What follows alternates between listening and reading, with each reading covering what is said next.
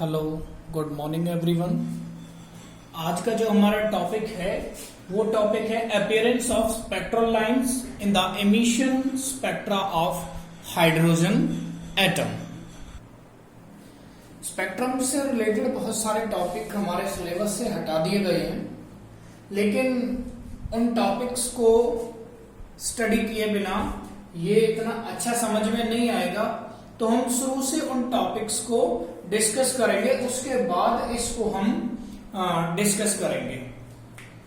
तो सबसे पहले मैं आपको स्पेक्ट्रम बता देता हूं। ये स्पेक्ट्रम क्या है। क्या होता है कि जब को व्हाइट लाइट है, व्हाइट लाइट का एक बीम, व्हाइट लाइट का एक जब एक व्हाइट लाइट है, ये इस व्हाइट लाइट का एक बीम बनाकर प्रिज्म से पास किया जाता है और जिसको किस पर इंसिडेंट होने दिया जाता है, फोटोग्राफिक प्लेट पर। फोटोग्राफिक प्लेट को जब एनालाइज करके देखते हैं तो उस पर एक बैंड ऑफ 7 कलर्स हमें मिलता है, जिसको हम क्या बोलते हैं, स्पेक्ट्रम बोलते हैं। जिसको हम क्या बोलते हैं, स्पेक्ट्रम। 7 कलर्स कौन से होते हैं, कौन कौन से 7 कलर्स होते हैं? Violet, indigo, blue, green, yellow, orange and red. ये वेवलेंथ के अकॉर्डिंग अरेंज हैं। ये जो स्पेक्ट्रा हमको मिला है इसको कंटिन्यूस स्पेक्ट्रा बोलते हैं। और ये जो स्पेक्ट्रा है ये व्हाइट लाइट का, मीन्स जो व्हाइट लाइट है वो कितने कलर से मिलकर बनी हुई है, ये प्रूव करता है कि जो व्हाइट लाइट है वो 7 कलर से मिलकर बनी हुई है। जिस इंस्ट्रूमेंट के अंदर इनको एनालाइज हम करके देखते हैं उसको हम स्पेक्ट्रोस्कोप बोलते हैं। Spectroscope, spectroscope. इसके अंदर टेलीस्कोप लगा हुआ होता है जो इनको ऑब्जर्व करने में हेल्प करता है। अगर टेलीस्कोप को रिप्लेस कर दें किसी फोटोग्राफिक प्लेट से तो इसको स्पेक्ट्रोग्राफ बोलते हैं। और स्पेक्ट्रोग्राफ पर ही, फोटोग्राफिक प्लेट पर ही, उसके अंदर जो प्रिज्म होता है, प्रिज्म से जो फोटोग्राफिक प्लेट पर डायरेक्ट ये लाइट आती है तो ये हमें 7 कलर का बैंड मिलता है। इसी स्पेक्ट्रा को हम जब एटम्स के केस में करेंगे तो उसको हम एटॉमिक स्पेक्ट्रा बोलेंगे। वो कंटिन्यूअस नहीं होता, एटॉमिक स्पेक्ट्रा कंटिन्यूअस नहीं होता, जबकि उसमें हमें लाइन मिलती है, डार्क लाइंस, कुछ उनके बैंड्स मिलते हैं, वो हम आगे डिस्कस करेंगे। तो ये कंटिन्यूअस स्पेक्ट्रा है। जो स्पेक्ट्रा है उसको हम मेनली 2 टाइप्स में डिवाइड करते हैं। अब उन टाइप्स को डिस्कस करेंगे हम। ये जो स्पेक्ट्रा है 2 टाइप का है, एमिशन, एब्जॉर्प्शन। पहले एमिशन को करते हैं, जैसे अभी मैंने एग्जांपल दिया था व्हाइट लाइट 7 कलर्स में स्प्लिट हो जाती है, वो एमिशन ही है। और उसको हम कंटिन्यूअस स्पेक्ट्रा बोलते हैं। एमिशन 2 टाइप का है, कंटिन्यूअस एंड लाइन। मैंने बताया था व्हाइट लाइट कंटिन्यूअस स्पेक्ट्रा है। जब व्हाइट लाइट को प्रिज्म से पास करते हैं तो 7 कलर के बैंड में स्प्लिट हो जाती है, उस कलर ऑफ बैंड्स को स्पेक्ट्रम बोलते हैं। दूसरा है लाइन स्पेक्ट्रा। लाइन स्पेक्ट्रा होता क्या है, ध्यान देना मेरी बात को।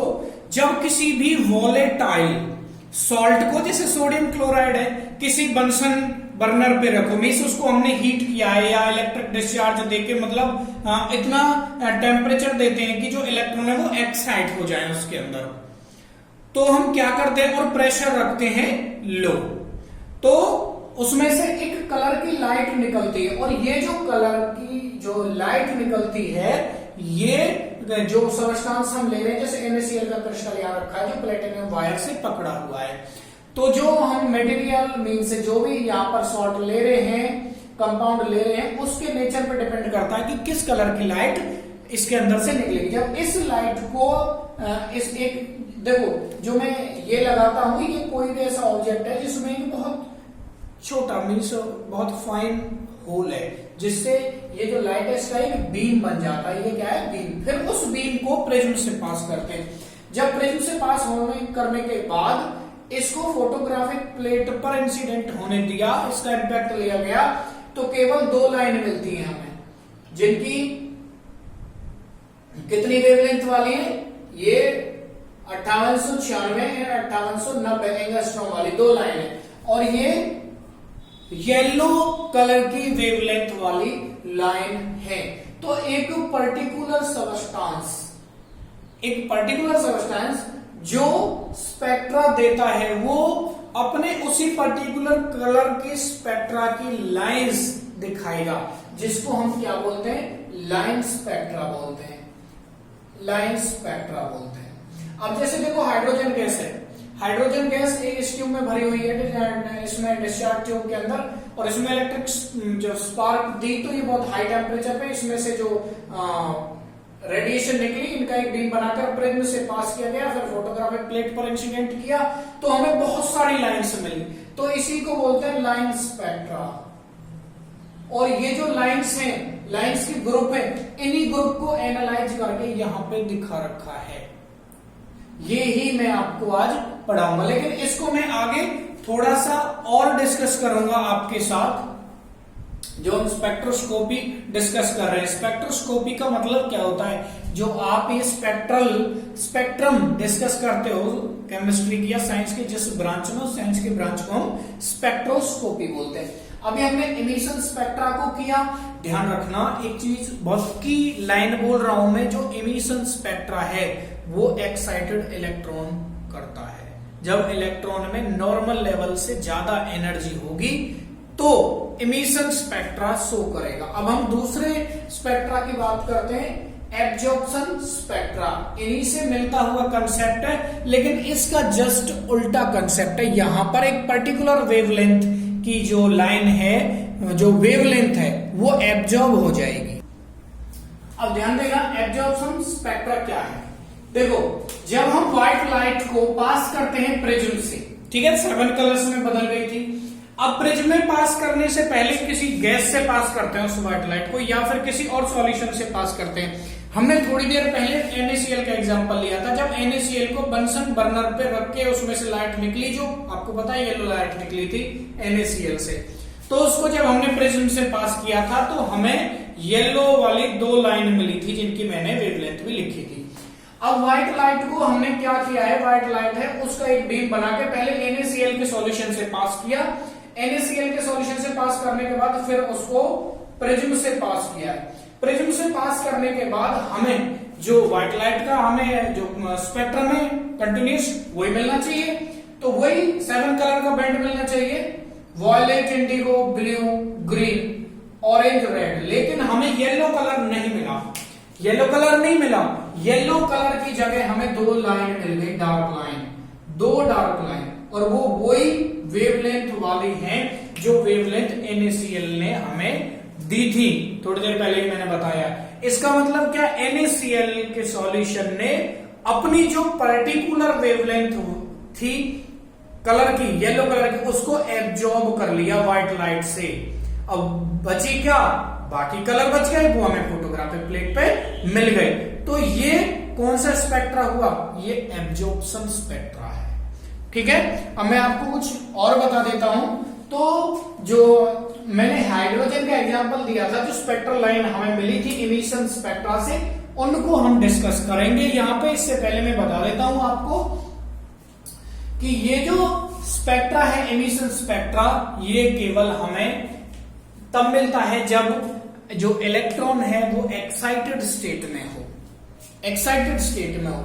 अब ये जो स्पेक्ट्रा है, ये जो लाइंस हैं, इनको ये जो लाइंस हमें स्पेक्ट्रोस्कोप से एनालाइज होके मिली हैं, ये क्यों ऐसे हमने हाइड्रोजन की ही डिस्कस की है, किसी और की नहीं। आप बुक में देखोगे तो स्पेक्ट्रम आपको हीलियम का भी दिखाई देगा, नियोन का भी दिखाई देगा, और क्या हाइड्रोजन का भी दिखाई देगा। ऐसा नहीं स्पेक्ट्रम औरों का नहीं होता है। कल भी मैंने यही बताया था। ये वाला स्पेक्ट्रम है, ये नील बोर ने एक्सप्लेन किया था। ये हाइड्रोजन का है, सिंगल इलेक्ट्रॉन सिस्टम का, इसलिए इसको थोड़ा एनालाइज करके इनको जो बैंड्स हैं, लाइंस के सीरीज है, इनको बना लिया गया। लेकिन जो मल्टी इलेक्ट्रॉन सिस्टम के हैं उनको ऐसे न करके नहीं दिखाया गया, क्योंकि वो बहुत ज्यादा कॉम्प्लेक्स हो जाते हैं। कल मैंने ये ही बताया था आपको कि जो सिंगल इलेक्ट्रॉन सिस्टम वाले हैं एटम, उनका स्पेक्ट्रम नील बोर ने बता दिया था, मल्टी इलेक्ट्रॉन को नहीं बता पाया था। तो आज का हमारा टॉपिक यही है, appearance of spectral lines in the initial spectra of hydrogen atoms. मैं इसको रफ कर देता हूं, डिस्कस करते हैं। जब हाइड्रोजन गैस को लो प्रेशर पे और हाई टेम्परेचर पे ट्रीट किया जाता है, तो उसके अंदर से जो रेडिएशन एमिट होती है, उस रेडिएशन को जब स्पेक्ट्रोस्कोप के अंदर एनालाइज किया जाता है। कल किसी ने क्वेश्चन पूछा था कुछ, मैंने इसको ऑनलाइन क्लास में, कि sir electric field, magnetic field ये कैसे क्रिएट किए जाते हैं। तो जिस भी सब्सटेंस से ये जो रेडिएशन निकल रहे हैं, उस सब्सटेंस को मैग्नेटिक फील्ड में रख दो, तो वो मैग्नेटिक फील्ड में, जैसे मैंने कल जी मैंने फैक्ट बताया था, वो मैग्नेटिक फील्ड में लाइन स्प्लिट हो जाती है, एक लाइन कहीं में, तो वो सोर्स को मैग्नेटिक फील्ड में रख दिया जाता है। तो अब हम बताएंगे तो क्या होगा। जो एमिशन स्पेक्ट्रा है, कल जैसे मैंने आपको वीडियो क्लास में बताया था, तो ये तब निकलता है जब इलेक्ट्रॉन एक्साइटेड स्टेट में हो। जब एक्साइटेड स्टेट में इलेक्ट्रॉन होता है तो वो अपनी नॉर्मल मींस ग्राउंड स्टेट से जंप कर जाता है हायर स्टेट में। तो यहां पर N1 ये ग्राउंड स्टेट है इलेक्ट्रॉन की। अगर इलेक्ट्रॉन जंप कर जाता है 8th में, तो 8 से जब 1 में आएगा वो अपनी एनर्जी लूज करने के बाद, अगर 7th में करता है तो 7th से वो इसमें आएगा। ऐसा नहीं है कि 8 से डायरेक्ट वो जंप इसी में करेगा, कर भी सकता है, अदरवाइज 8 से वो 7th में या 5th में यहां बार बार जंप करके आ सकता है। बार बार जंप करने से ही ये हमें अलग अलग तरीके के डिफरेंट जो रूट्स इन्होंने लिए हुए हैं, different electron take different route to return in the ground state and emit a different amount of energy or produce large number of lines। तो जब मीन्स दूसरे, तीसरे, चौथा, पांचवा, छठवां, सातवां, आठवां इन ऑर्बिट से एनर्जी लेवल से जंप आती है पहले में, तो इनसे जो डिफरेंट सीरीज ऑफ लाइट्स बनती है उसको लैमेन सीरीज बोलते हैं, जो अल्ट्रावायलेट रीजन में पड़ती है। मैंने रेंज भी लिख रखी है।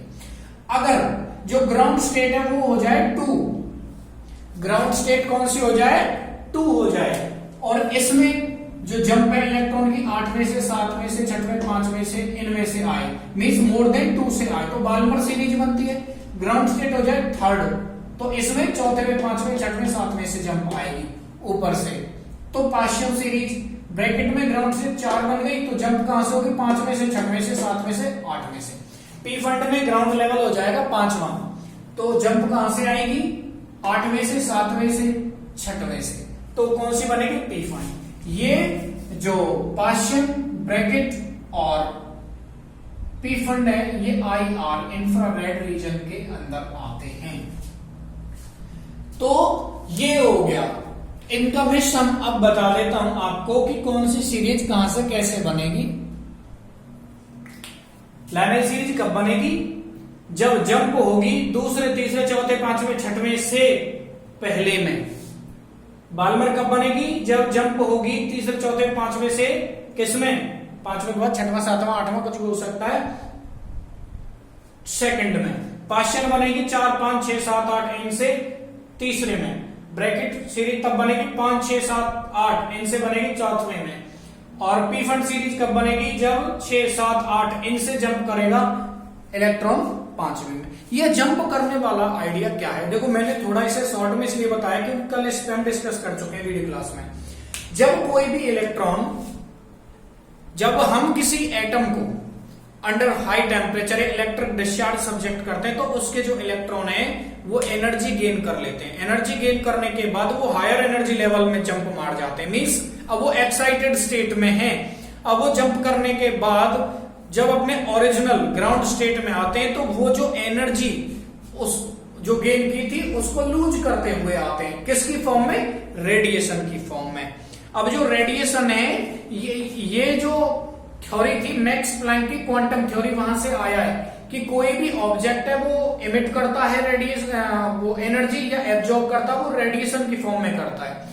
और जो ऐसे नहीं है, लगातार नहीं होती एनर्जी इमिट या एब्जॉर्ब, वो एक एनर्जी पैकेट्स की फॉर्म में होती है जिसे हम क्वांटम बोलते हैं। और लाइट एनर्जी को के क्वांटम को हम फोटोन बोलते हैं।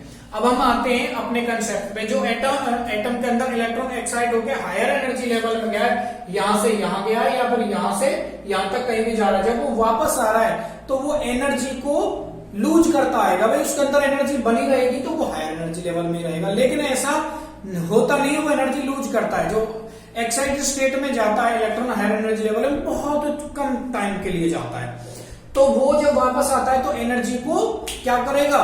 इमिट करेगा। अभी मैंने बताया मैक्स प्लैंक की क्वांटम थ्योरी के अकॉर्डिंग वो किस फॉर्म में करेगा एनर्जी को रिलीज, मींस इमिट करेगा, वो रेडिएशन की फॉर्म में। और इन्हीं रेडिएशंस को जब स्पेक्ट्रोस्कोप में एनालाइज किया जाता है, यही रेडिएशंस होती है हमें डिफरेंट लाइन देती हैं। और डिफरेंट लाइन क्यों मिलती है? क्योंकि रेडिएशन की डिफरेंट वेवलेंथ होती है। भाई किसी की जंप तो 8 से पहले तक है, किसी की 7 से पहले तक है, किसी की दूसरे से पहले तक है, किसी की 8 से दूसरे तक है, मतलब डिफरेंट है, तो इनकी एनर्जी भी डिफरेंट होगी। और एनर्जी डिफरेंट होगी तो इनकी वेवलेंथ भी डिफरेंट होगी। वेवलेंथ बोलो या इसका उल्टा फ्रीक्वेंसी बोलो, तो हमें अलग अलग वो वेवलेंथ की लाइंस मिलती हैं। इन्हीं लाइंस को जो ग्रुप किया गया, एक लाइमिन सीरीज बनी, ये कौन सी जंप पे बनी वो हमने कर दिया, एक बाल्मर बनी, पास्चन बनी। ठीक है, तो ध्यान रखना है आपको, ये सिंगल इलेक्ट्रॉन सिस्टम का है, इसलिए इतना इसको एनालाइज करके आपको ओपन बताया जा रहा है। और बाकी का इतना ओपन इसलिए नहीं किया गया है क्योंकि जो मल्टी इलेक्ट्रॉन सिस्टम है उनका स्पेक्ट्रा बहुत कॉम्प्लेक्स हो जाएगा। तो ये जो एटॉमिक स्पेक्ट्रा है हाइड्रोजन का, ये बोर ने बताया था। बट इसकी कुछ लिमिटेशन है, जैसे मैंने बताया भाई हाइड्रोजन सिंगल इलेक्ट्रॉन सिस्टम है, इसको उसने करा दिया, मल्टी इलेक्ट्रॉन में फेल हो गया। कुछ अभी इसकी लिमिटेशन है वो मैं आपको करवाता हूं इसकी बोर के मॉडल। लिमिटेशंस हैं बोर के मॉडल की। Inability to explain line spectrum of multi electron atoms. जो बोर था वो फेल हो गया उन एटम्स का स्पेक्ट्रम बताने में जो मल्टी इलेक्ट्रॉन वाले थे। हाइड्रोजन तो एक इलेक्ट्रॉन वाला था, उसके स्पेक्ट्रम इसने बता दिया, सीरीज बना दी डिफरेंट वेवलेंथ की लाइंस की। तो जो मल्टी इलेक्ट्रॉन वाले उनको बताने में फेल हो गया। इसने केवल हाइड्रोजन और हाइड्रोजन लाइक एटम्स को बताया। हाइड्रोजन तो आपको पता ही, हाइड्रोजन लाइक जैसे He पॉजिटिव, हीलियम पॉजिटिव, एक इलेक्ट्रॉन दे दे तो कितना बच जाएगा? एक। लिथियम में 3 इलेक्ट्रॉन है, 2 दे दे, Li2 पॉजिटिव, तो हाइड्रोजन लाइक पार्टिकल बन जाते हैं। Inability to explain the splitting of line in magnetic field. असल में क्या है कि जैसे हाइड्रोजन है, जहां हाइड्रोजन से आप रेडिएशन निकाल रहे हो उसको हीट करके या इलेक्ट्रिक डिस्चार्ज से इनसे निकाल रहे हो, तो उस हाइड्रोजन के सैंपल को आप रखो in the field of magnet या मैग्नेटिक फील्ड में रखो, तो क्या होता है कि जो लाइंस हमें मिलती हैं वो एक लाइन फिर कई कई लाइन में डिवाइड हो जाती है। तो वो क्यों होती है ये नहीं बता पाया। वैसे splitting of lines in many lines in presence of magnetic field, इसको जीमन इफेक्ट बोलते हैं। ऐसे ही इलेक्ट्रिक फील्ड में रखोगे तो वो लाइंस फिर से कई कई लाइन में स्प्लिट हो जाती है, इसको स्टार्क इफेक्ट बोलते हैं। इन दोनों के बारे में वो कुछ नहीं बता पाया। Inability to explain 3D model, उसने केवल बताया था कि एटम का एक ऐसे मानो जैसे कॉम्पैक्ट मॉडल की एटम के बीच में न्यूक्लियस है और उसके आसपास ऑर्बिट और इलेक्ट्रॉन बस चक्कर लगा रहे हैं। लेकिन जो ड्यूअल नेचर है पार्टिकल एंड वेव नेचर, अब वेव तो आपको पता है, अगर कोई भी मैटर है अगर वो पार्टिकल की तरह नहीं सीधा चल रहा है और उसका वेव नेचर भी है, तो वो पार्टिकल है तो वो कैसे चलेगा? वेव में चलेगा। तो ऐसे चक्कर लगाना सीधे सीधे तो फ्लैट हो गया, जबकि इलेक्ट्रॉन कैसे चक्कर लगाएगा? उसका वेव नेचर भी होगा, इसका मतलब वो कॉम्पैक्ट नहीं है। तो हमें कैसे उसको देखना होगा, उसके मोशन को 3D मोशन में देखना होगा। तो इसका मतलब इसके बारे में कुछ नहीं बता पाए। Inability to explain the shape of molecule, वो मॉलिक्यूल के शेप से जो लाइन स्पेक्ट्रा है उसी से ही, स्पेक्ट्रोस्कोपी से ही, स्पेक्ट्रोमीटर से ही, स्पेक्ट्रोस्कोप से हमें मॉलिक्यूल्स की शेप का पता लगता है। इसके बारे में वो कुछ नहीं बता पाया था। नेक्स्ट है डी ब्रोगली कंसेप्ट है ड्यूअल नेचर का, इसे बताने में वो फेल हो ही गया है। और एक हेसेनबर्ग है अनसर्टेनिटी प्रिंसिपल, इसको बताने में भी वो फेल हो गया। अब इनको मैं ज्यादा डिस्कस नहीं कर रहा क्योंकि नेक्स्ट टॉपिक ये ही है, उसमें अच्छे से डिस्कस ये होंगे। तो आज का हमारा टॉपिक यहीं पे खत्म होता है कि जो स्पेक्ट्रल लाइंस हैं हाइड्रोजन के एमिशन स्पेक्ट्रा में वो कैसे कैसे हमें दिखाई देती है, कैसे ऑब्टेन होती हैं। वैसे ना अगर रियल चीज देखें तो स्पेक्ट्रोमीटर के अंदर जो एनालाइजर है उसको बेस्ट क्वालिटी का यूज किया गया बिना मैग्नेटिक और इलेक्ट्रिक फील्ड के, तब ही इन लाइंस को देखा गया तो ये और ज्यादा कॉम्प्लेक्स दिखाई दी थी। ये भी उसका ड्रॉबैक था बिना इलेक्ट्रिक और मैग्नेटिक फील्ड के। तो आगे हम डी ब्रोगली और हेसेनबर्ग अनसर्टेनिटी प्रिंसिपल को डिस्कस करेंगे नेक्स्ट पीरियड में।